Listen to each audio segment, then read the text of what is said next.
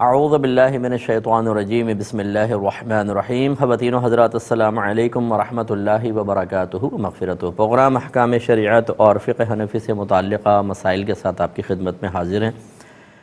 ایک خاتون نے پوچھا ہے کہ کیا خواتین گھر میں اکیلی یہ رکعتیں تراویح کی رکعتیں پڑھ سکتی ہیں یا نہیں؟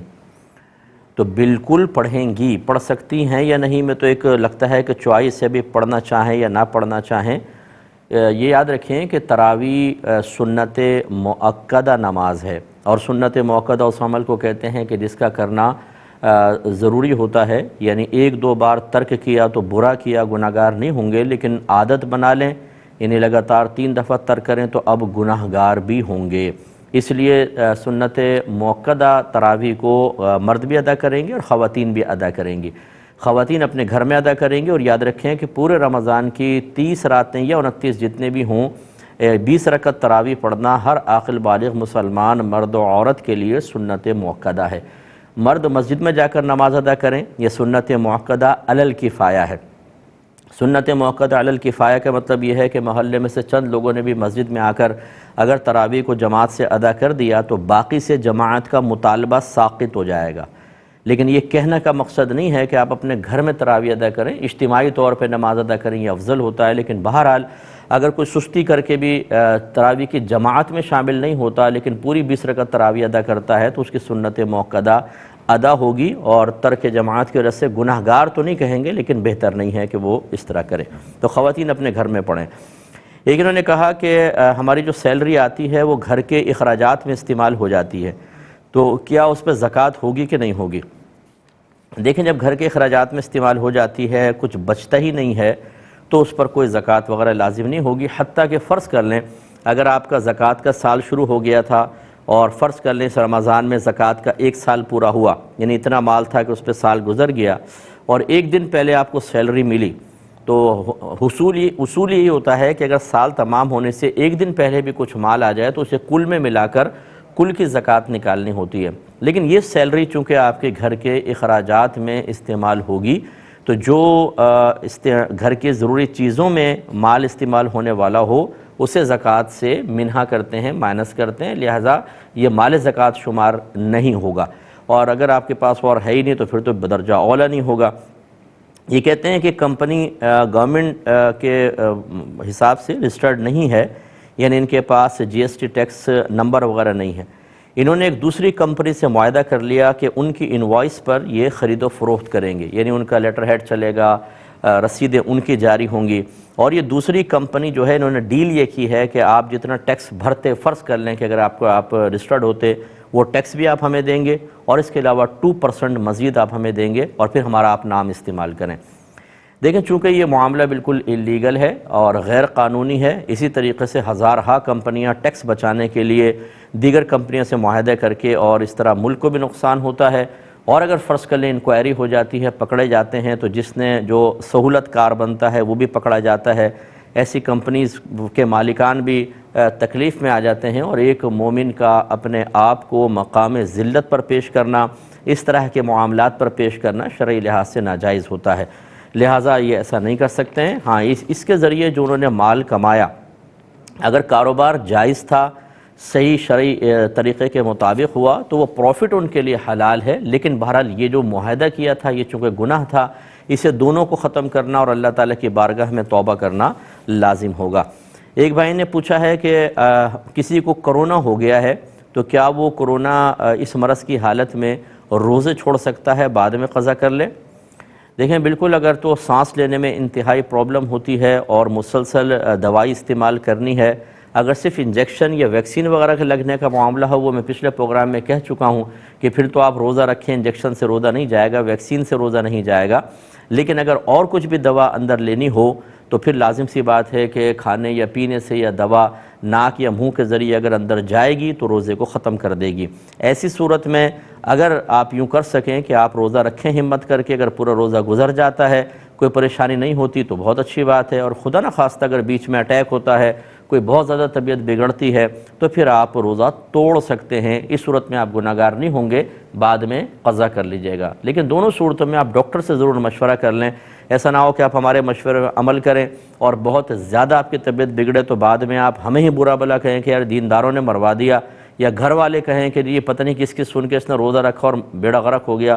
ڈاکٹر سے ضرور معلوم کریں کہ آپ کی کنڈیشن کیا ہے۔ اگر وہ یہ کہتے ہیں کہ بہت سیریس کنڈیشن ہے، اس میں آپ کسی قسم کا رزق نہ لیں، تو بہتر ہے کہ پھر آپ روزہ چھوڑ دیں، نیکسٹ ٹائم آپ یعنی بعد میں جب اللہ تعالیٰ آپ کو صحت دے دے تب روزہ پورا کر لیجئے گا۔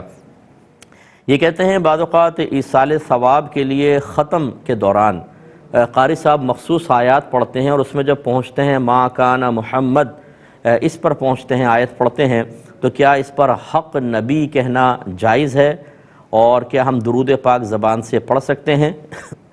دیکھیں یہاں تو حق نبی کہنے کی کوئی مسئلہ ہی نہیں ہے۔ ہاں وہ جو آیت درود ہوتا ہے کہ یا ایھا الذین آمنوا صلوا علیہ وسلموا تسلیما، اس سے پہلے ان اللہ و ملائکتہ یصلون علی النبی، تو اس پہ کہتے ہیں حق نبی، کہ یہ تو نبی کا حق ہے، یہ نبی اسی قابل ہیں کہ اللہ تعالیٰ کی طرف سے رحمتوں کو نزول ہو، فرشتے بھی آپ پر درود پاک بھیجیں۔ وہاں تو پھر بھی چلے معنوی لحاظ سے سمجھ میں آتا ہے۔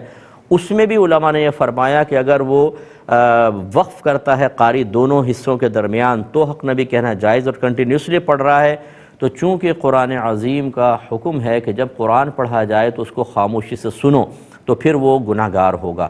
اگر وہ کنٹینیوسلی پڑھ رہا ہے تو وقف کرے تو کہہ سکتے ہیں۔ اسی طرح قاری صاحب جب قرأت کرتے ہیں بیچ میں سبحان اللہ ماشاءاللہ کہتے ہیں، اگر قرأت موقوف ہو گئی ہے بیچ میں وہ رکے ہیں تو کہہ سکتے ہیں، اگر کنٹینیوسلی کہہ رہے ہیں تو اس کے بیچ میں ماشاءاللہ سبحان اللہ کہنا بھی منع ہوگا۔ لیکن اس میں ما کان محمد کہ اس کا مفہوم یہ ہے کہ نبی کریم صلی اللہ علیہ وسلم تم میں سے کسی مرد کے والد نہیں ہیں، تو اب اس کے اوپر حق نبی کہنا یہ تو ویسے نہیں بنتا۔ اور علماء نے فرمایا کہ درود پاک پڑھنا بہت افضل ہے، لیکن چند مقامات ایسے ہیں کہ وہاں پر خاموش رہنا ہی مطالبہ شرع ہے، وہاں درود پاک پڑھنا ٹھیک نہیں ہے۔ مثال کے طور پر آپ واش روم کے اندر ہیں، گندے مقامات سے گزر رہے ہیں، یا اسی طرح آپ خطبہ سن رہے ہیں، جمعے کا خطبہ خاص طور پر، اس طرح نکاح کے خطبے کا بھی حکم ہے کہ اس میں اگر سرکار کا نام اقدس یا آیت درود پڑھی جائے تو درود پاک نہ پڑھیں، دل میں پڑھ لیں لیکن زبان سے نہ پڑھیں۔ اسی طرح یہ مقام بھی ہے کہ آیت کریمہ پڑھی جا رہی ہے، قاری صاحب بیچ میں رک بھی نہیں رہے ہیں اور آپ درود پاک پڑھیں، یہ صحیح نہیں ہوگا۔ زبان سے نہیں پڑھ سکتے، دل میں پڑھ سکتے ہیں، کیونکہ یہاں زبان سے پڑھنا ایک اور حکم قرآنی کی مخالفت کہلائے گا۔ یہ کہتے ہیں اگر کوئی مسلم کنٹری ہو اور اس میں عورت کے پردے پر کوئی پابندی وغیرہ نہ ہو، تو کیا کوئی عورت اگر ایسی ہے کہ وہ فل آستین کی قمیص پہنتی ہے، نیچے جینز پہن لیتی ہے اور اوپر حجاب پہن لیتی ہے، باقی عبایا وغیرہ استعمال نہیں کرتی، اور جب اسے کہا جائے کہ آپ عبایا نہیں پہن رہے تو کہتی ہے پورا جسم کور تو کر لیا ہے، تو کیا حکم شرع ہوگا؟ اس کا جواب دیتا ہوں، لیکن ایک کالر منتظر ہیں۔ السلام علیکم۔ السلام علیکم استاد۔ جی وعلیکم السلام۔ استاد بواسیر کی ٹیوب استعمال کر سکتے ہیں روزے کی حالت میں؟ اور دوسرا سوال ہے کہ بالٹی سسٹم سے نہانے کا کیا طریقہ ہے کہ پانی بھی مستعمل نہ ہو، ڈائریکٹ ہاتھ ڈالنے سے ہو جاتا ہے، تو پھر کس طریقے سے نہایا جائے؟ چلے میں بتاتا ہوں۔ ایک اور کالر ہیں۔ السلام علیکم۔ السلام علیکم۔ وعلیکم السلام۔ جی صاحب یہ فرمائے گا کہ کسی نے یہ کہا کہ آزمائش تو اللہ کا عذاب ہوتا ہے، یا کسی کو دیکھ کے کسی شخص کو دیکھ کے کہا کہ دیکھو اللہ کا عذاب آ گیا، تو ایسا کہنے والے کی مان پہ کوئی فرق تو نہیں پڑے گا؟ اور دوسرا سوال صاحب یہ ہے کہ فدیہ اور صدقہ فطر رمضان میں دینا ضروری ہے یا اس کے بعد بھی دیا جا سکتا ہے؟ صدقہ فطر اور فدیہ اور صدقہ فطر؟ جی میں بتاتا ہوں انشاءاللہ۔ اچھا یہ جو کویسچن تھا، دیکھیں مسئلہ یہ ہے کہ شریعت کا مزاج کیا ہے۔ شریعت یہ چاہتی ہے کہ عورت کسی بھی لحاظ سے مرکز نگاہ نہ بنے، اور اگر فرض کر لیں کہ وہ ضرورتاً کسی مقام پر نکلتی ہے اور کسی غیر مرد کی اس پہ نگاہ پڑے تو وہ نگاہ مایوس ہو کر واپس لوٹ آئے، ایسی اٹریکشن عورت میں نہ ہو کہ اس کی نگاہ مرد کی وہاں جم جائے۔ یہ ایک بنیادی اصول ہے۔ اس کا مطلب یہ ہوا کہ عورت اگر صرف حجاب پہنتی ہے، نقاب نہیں کرتی، تو اب بھی مرد کی اکثر نگاہ، اگر کوئی خوبصورت عورت ہو تو خاص طور پر، یہاں تو کوئی بھی ہو جیسی مرضی چلے گی، یوں دیکھیں گے برقعے کے اندر تک دیکھتے ہیں، اس کو گھر تک چھوڑ کر آتے ہیں۔ جب یہ صورتحال ہو ہماری، ایسے مطلب ترسے ہوئے جیسے مرد کھڑے ہوئے یہاں پہ بے وقوفوں کی طرح پوری عورتوں کو دیکھ رہے ہوں، وہاں پہ کوئی عورت چہرہ کھول کر آ جائے تو وہ لازم بات ہے اٹریکشن کا سبب بنے گی۔ اسی طرح عورتیں کوئی ایسی خوشبو جو دور تک پھیلتی ہو، مردوں تک خوشبو پہنچے گی، ان کی توجہ ادھر جائے گی۔ اسی طریقے سے جو آپ نے اب لباس کا کہا کہ اگرچہ اس نے شرٹ پوری پہن رکھی ہے لیکن نیچے جینز ہے، جینز ویسے ہی مردوں کا لباس ہے۔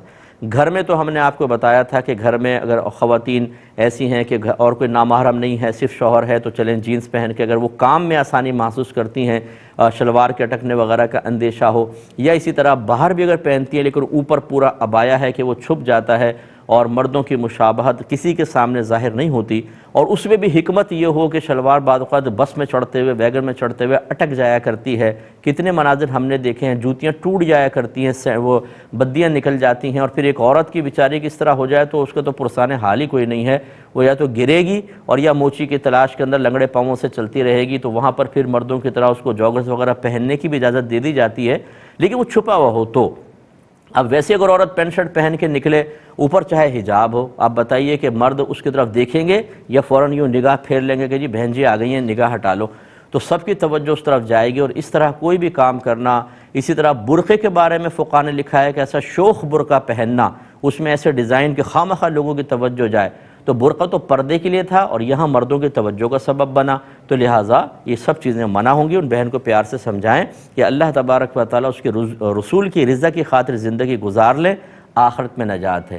یہاں اگر آزادی کی تلاش کر کے اور اسے اللہ اس کے رسول کی نافرمانی کے ساتھ مقید کر کے، مشروط کر کے ملا کر پھر وہ اپنی آزادی کو حاصل کریں گی، تو یاد رکھیں مرنے کے بعد تنہا قبر میں جانا ہے، کوئی ساتھ نہیں ہوگا۔ یہاں گالیاں بکنا بہت آسان ہے، یہاں برا بھلا دین کو کہنا آسان ہے، لیکن وہاں انجام بھگتنا بہت مشکل ہے۔ مختصر سے بریک پہ جائیں گے، ہمیں یقین ہے آپ ہمارے ساتھ ہی رہیں گے۔ بسم اللہ الرحمن الرحیم، ایک کالر ہمارے ساتھ ہیں۔ السلام علیکم۔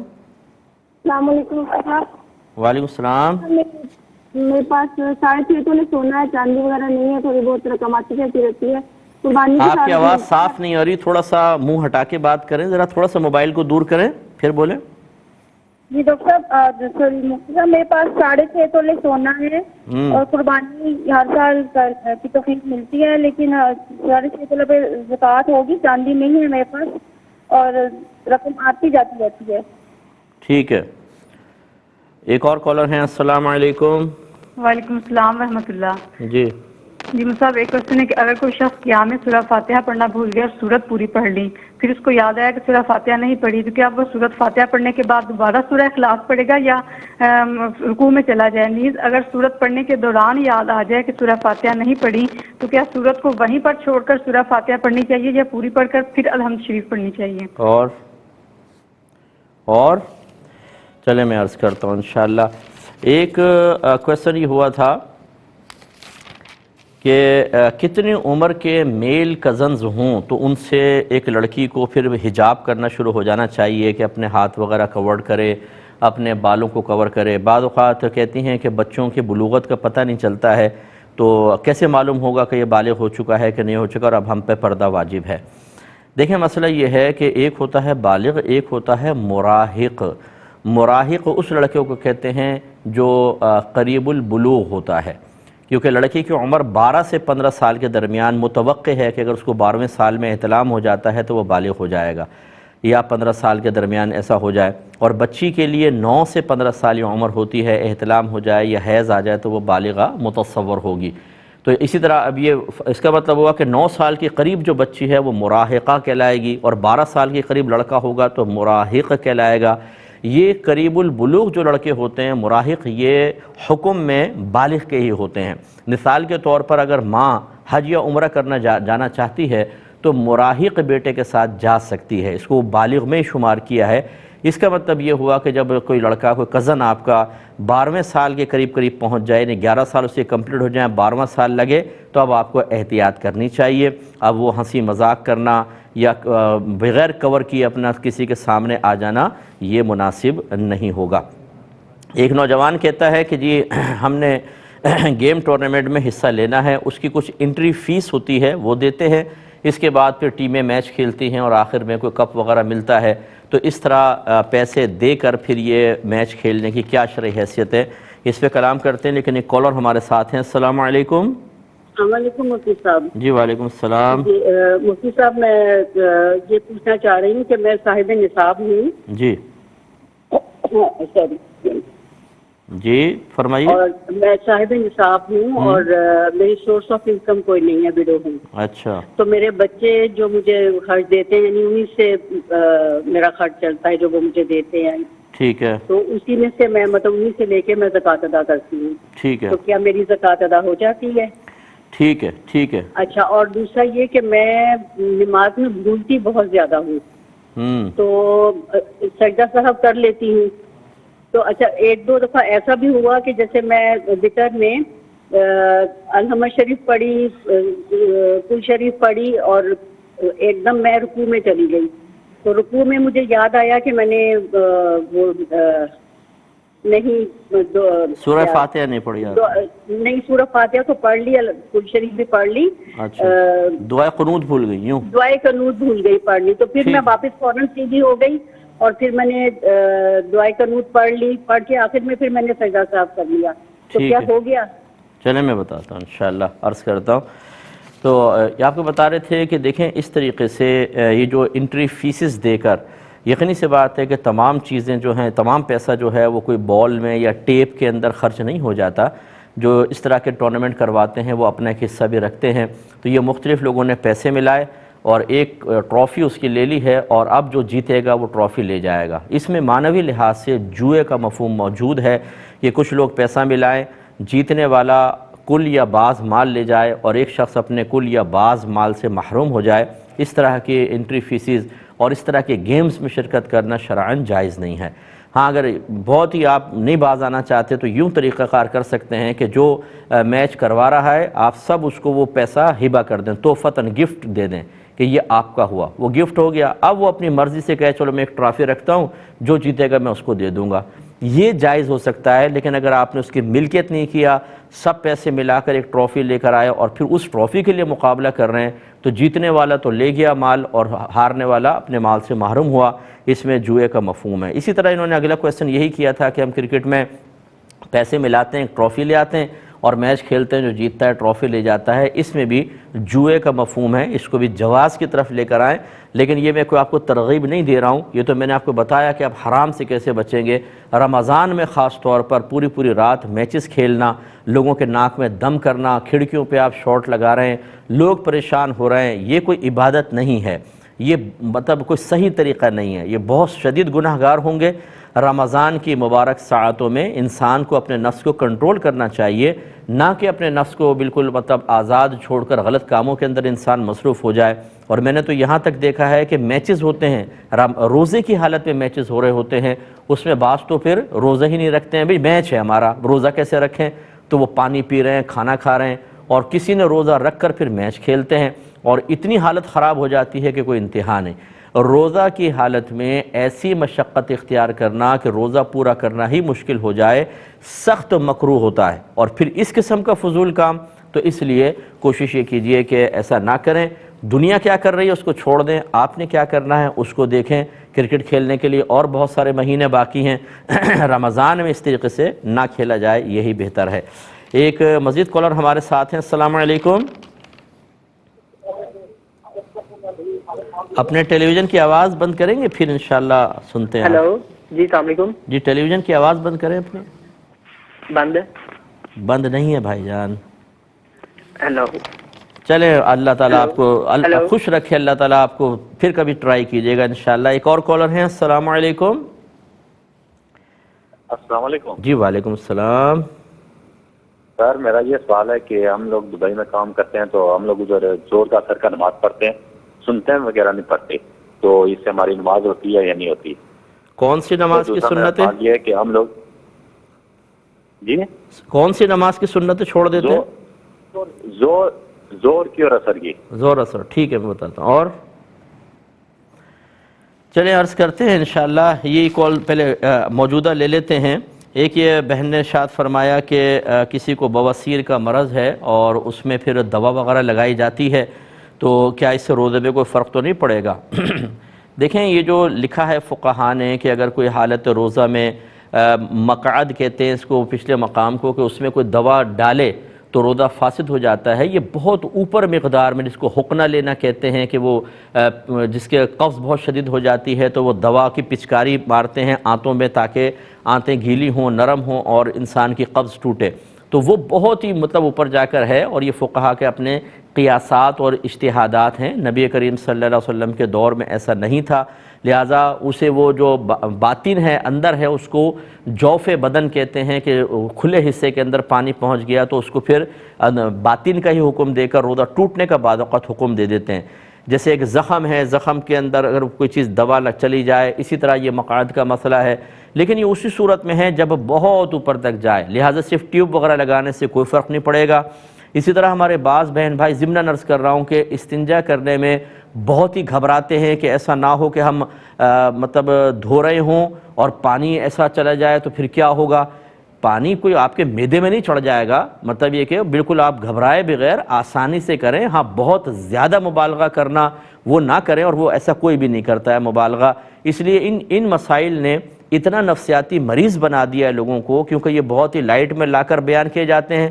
یہ نہ قرآن ہے نہ حدیث ہے، یہ نصوص مذہبیہ ہیں، یعنی فقہائے احناف نے اپنے اجتہادات سے کچھ مسائل پر ضرور کلام فرمایا ہے۔ انہوں نے بھی یہ نہیں کہا کہ اس کو بالکل مثل قرآن اور مثل حدیث کے بنا لیں، اس میں بہت گنجائش ہوتی ہے، بہت سارے ایک ایک چیز کے بارے میں اقوال ہوتے ہیں۔ معاذ اللہ یہ میں نہیں کہہ رہا ہوں کہ فقہا کے قول کو آپ اہمیت ہی نہ دیں، بالکل دیں گے، کیوں نہیں دیں گے۔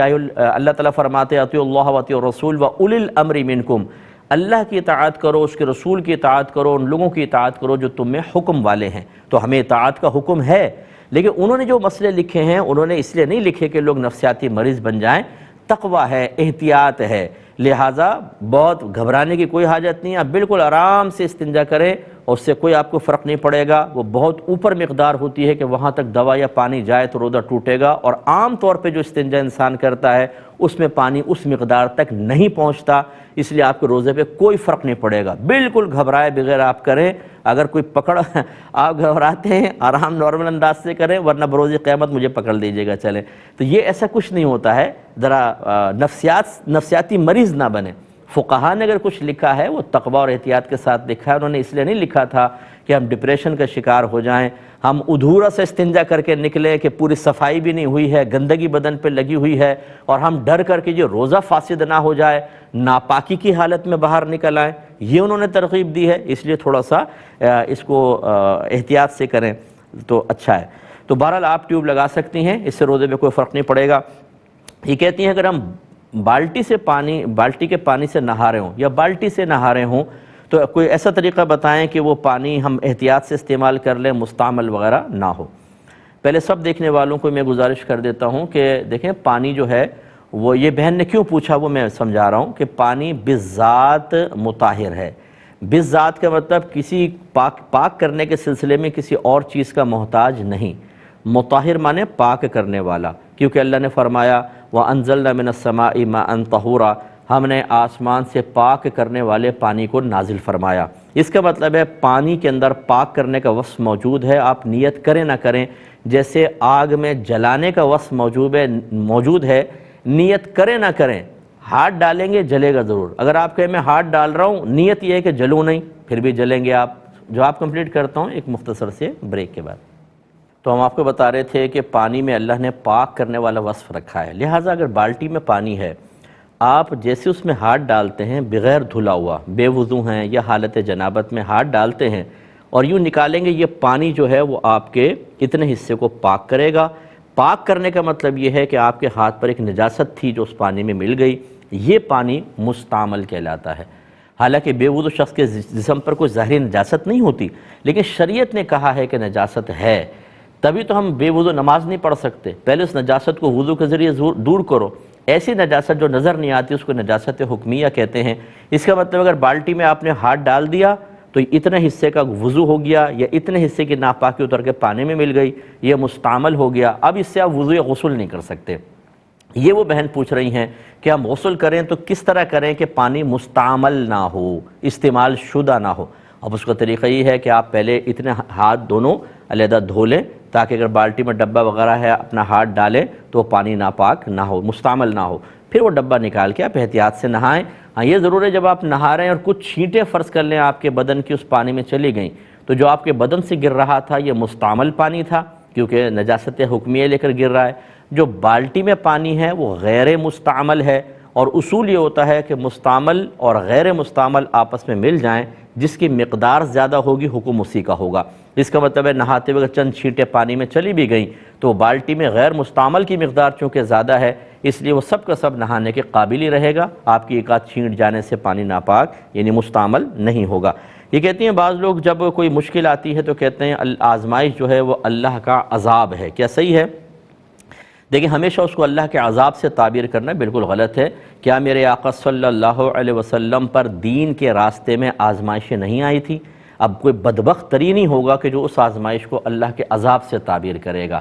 ہر نبی پر آزمائشیں آتی ہیں، اور میرے آقا صلی اللہ علیہ وسلم نے ارشاد فرمایا کہ اللہ تعالیٰ سب سے زیادہ انبیاء علیہم السلام کو آزمائش میں مبتلا فرماتا ہے، پھر جو ان سے قریب ہیں، پھر جو ان سے قریب ہیں۔ لہٰذا جب علم نہ ہو، دین کی ABC نہ سیکھی ہو، اور پھر اس کے اوپر جب آدمی کلام کرتا ہے تو اسی قسم کے جملے زبان سے نکلتے ہیں۔ ایسے بھائی بہنوں سے ہماری گزارش ہے خدا را دین کو آزاد رکھیں، دین کو معاف کر دیں۔ آپ دنیاوی معاملے میں اپنے رائے کا اظہار کریں، سیاست پہ کریں، سیاست دانوں پہ کریں، غیبت نہیں ہونی چاہیے، لیکن اپنے رائے کا اظہار آپ کرنا چاہیں دنیاوی معاملات میں کریں۔ دین کے لیے صرف علماء کو چھوڑ دیں یا جو صاحب علم لوگ ہیں وہ رائے دے سکتے ہیں۔ اسی طرح کہتے ہیں کسی کو دیکھ کر کہا کہ یہ اللہ کا عذاب آ گیا ہے، کیا حکم شرع ہوگا؟ اچھا، آزمائش اللہ کا عذاب کب بنتی ہے؟ کہ جب انسان نافرمان ہے، گناہگار ہے، اب کوئی آزمائش اس پر آئی تو ہم کہہ سکتے ہیں یہ اللہ نے تجھے سزا دی ہے۔ اب کسی شخص کو دیکھ کر یہ کہنا کہ یہ اللہ کا عذاب ہے، اگر تو وہ ایسا ہی ہے، نافرمان ہے، ظالم ہے بہت زیادہ، تو اس وجہ سے اس کو یہ کہہ سکتے ہیں یہ اللہ کا عذاب تمہارے پاس آیا ہے، یعنی اللہ نے تمہاری نافرمانیوں کی وجہ سے تم پر ایک ظالم شخص کو مسلط کر دیا ہے۔ اب تو یہ جملہ غلط نہیں ہوگا، لیکن ہم بعض اوقات بیچارہ سادہ کوئی آدمی ہوتا ہے، بولتے ہیں تو اتنا منوس آدمی ہے، جب اس کے قدم پڑتے ہیں گھر کے اندر کچھ نہ کچھ ہو جاتا ہے۔ بہنیں کہتی ہیں میرا کب ضرور ٹوٹتا ہے جب بھی یہ گھر کے اندر آتا ہے۔ ارے بھائی، جو آپ سب کی برکات کہاں چلی گئیں؟ اگر وہ ایک منوس ہے، آپ بابرکت لوگ ہیں، کب کیسے ٹوٹ گیا؟ یہ خواہ غلط چیز ہوتی ہے۔ اس طرح کسی انوسنٹ انسان کو جو بیچارہ ایسا نہ ہو، اسے دیکھ کر کہنا یہ اللہ کا عذاب آ گیا ہے، یہ بالکل گناہ ہے، اور اگر اس کو بیچارے کو اطلاع ملی اور اس کا دل ٹوٹا تو دل آزاری کا وبال علیحدہ ہوگا۔ ایک بچی نے پوچھا کہ روزوں کا فدیہ یا صدقہ فطر وغیرہ یہ رمضان میں ادا کریں یا رمضان کے بعد بھی دے سکتے ہیں؟ دیکھیں فدیہ تو پوری زندگی وقت ہے۔ اگر کسی کے اوپر فدیہ لازم ہو جاتا ہے، جیسے کوئی بہت ہی بوڑھے ہیں، اب آئندہ زندگی میں روزے رکھ ہی نہیں سکتے، کوئی بہت بیمار ہے، آئندہ صحت کی امید نہیں ہے، تو وہ ایک صدقہ فطر کی مقدار ایک روزے کے بدلے میں صدقہ کر دیں، اس کو فدیہ کہتے ہیں۔ یہ رمضان میں بھی دے سکتے ہیں، رمضان کے بعد بھی دے سکتے ہیں۔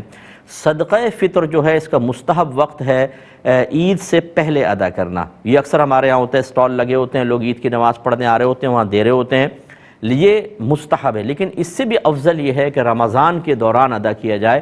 کئی صحابہ کرام رمضان کے دوران ادا کرتے تھے، اس کی وجہ یہ تھی تاکہ غریب تک مال پہنچے اور وہ عید کی تیاری کر سکے، لیکن اس کا وقت بھی پوری زندگی ہے۔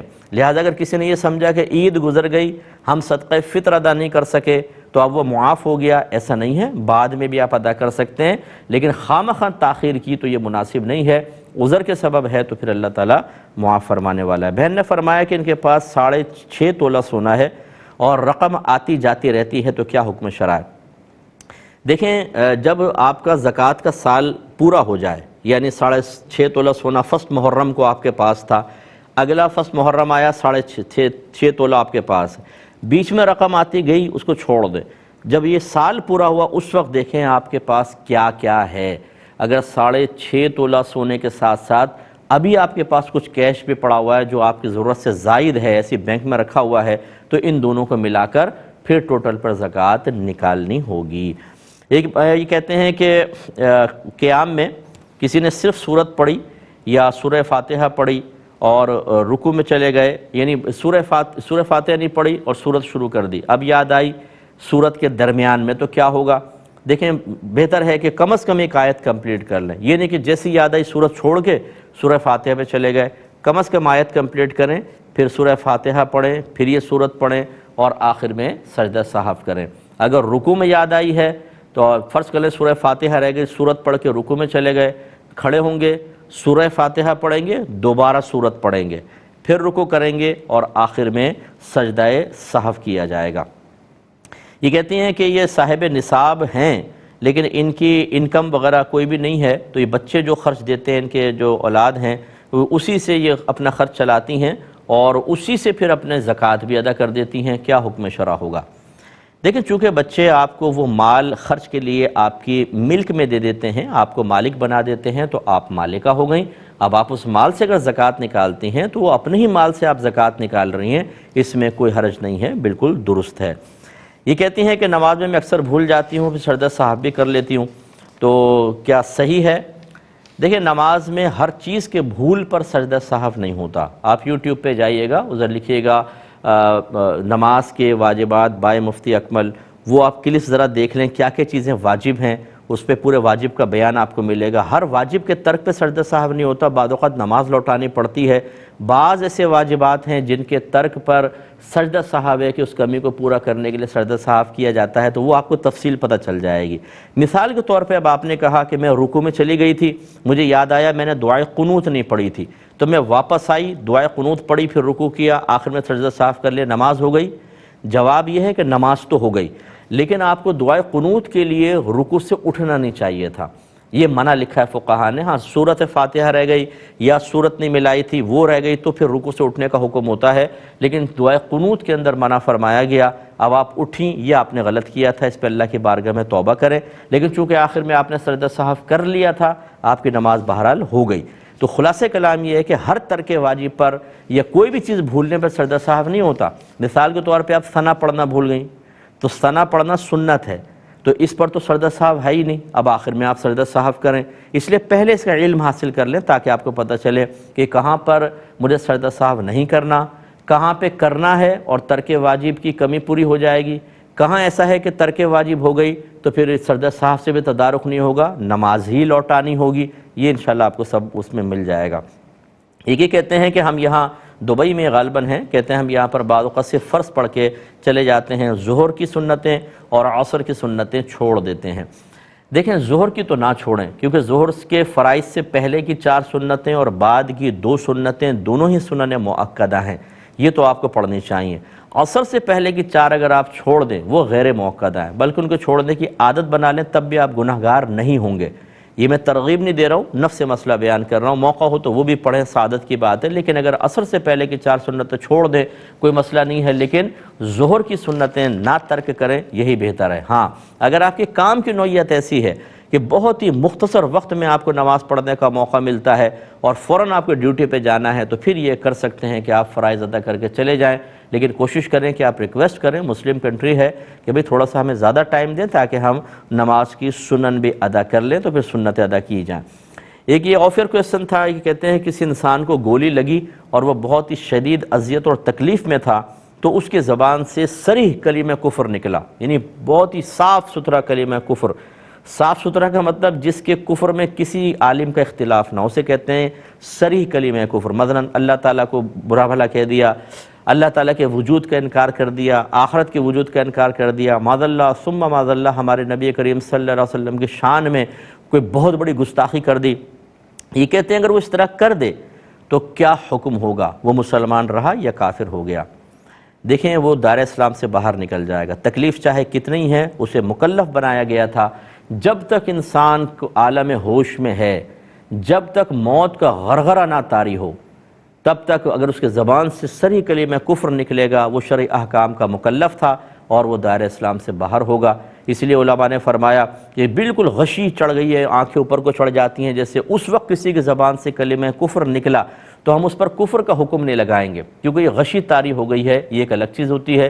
لیکن اس کیفیت میں جانے سے پہلے اگر کوئی شخص قریب المرگ ہے، مریض ہے، یا اس طرح جیسے آپ نے فرمایا تکلیف میں تھا اور اس نے کلمہ کفر کہا، تو اب یہ نہیں کہ نہیں جی بڑی تکلیف میں ہے چھوڑو، نو، یہ کفر اسلام کا مسئلہ ہے، وہ کافر اور مرتد ہو گیا ہے، اس کو کلمہ پڑھائیں پیار محبت سے، ورنہ وہ تباہ ہو جائے گا۔